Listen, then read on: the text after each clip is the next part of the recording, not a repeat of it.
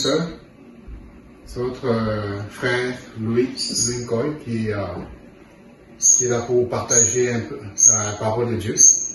Aujourd'hui, je vais lire le livre de Genèse. Dans Genèse 37, 19 à 20 et Genèse 50, 20 à 21, on parle d'un sujet bien important.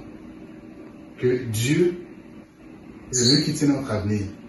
Et ce que Dieu nous promet va se réaliser, peu importe les plans de l'ennemi, peu importe le plan de ceux qui sont jaloux ou qui ne veulent pas voir ces plans-là accomplis. Et Dieu utilise toutes sortes de stratégies, même des stratégies de gens qui veulent voir son plan échouer, afin que ces plans-là puissent marcher. Et dans Genèse 37, 19 à 20 et 50 à 21, 20 à 21, il dit ceci. Genèse, on voit, ils se disent l'un à l'autre, voici les faiseurs de songes qui arrivent. Venez maintenant, tuons-le et jetons-le dans une des citernes. Nous dirons qu'une bête féroce l'a dévoré. Et voilà la phrase intéressante de la fin qui dit, nous verrons ce que deviendront ces songes. Le frère Joseph ne voulait pas voir les songes de Joseph se réaliser. Alors qu'est-ce qu'ils ont fait? Ils ont dit, on va les jeter dans la citerne.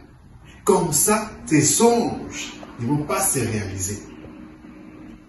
Mais on voit dans verset 5, dans le chapitre 50, 20-21, Joseph qui parle. Il parle à ses frères et dit ceci. Vous avez médité de me faire du mal. Dieu l'a changé en bien. Pour accomplir ce qui arrive aujourd'hui. Ce qui arrive aujourd'hui, c'est quoi? Joseph est rendu la deuxième personnalité d'Égypte. Et ses frères se sont prosternés devant lui, comme dans ses rêves.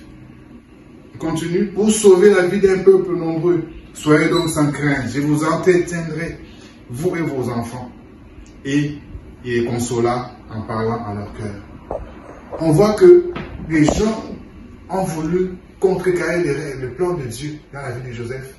Mais Dieu a utilisé cette magouille, ces obstacles qu'il voulait mettre comme un tremplin pour amener Joseph dans son plan. Pour dire, le plan que Dieu a fait pour vous, aucun homme n'a le pouvoir de contrecarrer cela.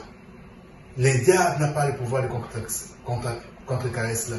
Tout ce que les diables et les hommes vont faire, vont juste te propulser, être comme un tremplin dans l'accomplissement du plan de Dieu pour toi. Comme Jésus, le diable a pensé en mettant la croix que c'était la fin, pourtant c'est juste un tremplin pour amener Jésus à ressusciter et être aujourd'hui le sauveur du monde. Alors je vous encourage de garder votre foi en Dieu et de rester fidèle à lui, parce que ces plans qu'il a à lui, pour vous, va s'accomplir. Et ces plans-là, ce n'est pas juste pour que vous puissiez vous péter les bretelles, mais c'est pour bénir. Même bénir ceux qui étaient là comme des obstacles pour son accomplissement, comme Joseph l'a fait, comme mon Jésus aussi l'a fait pour nous. Les hommes se sont dédiés pour le tuer, mais lui, il est ressuscité et aujourd'hui, il nous bénit. Amen.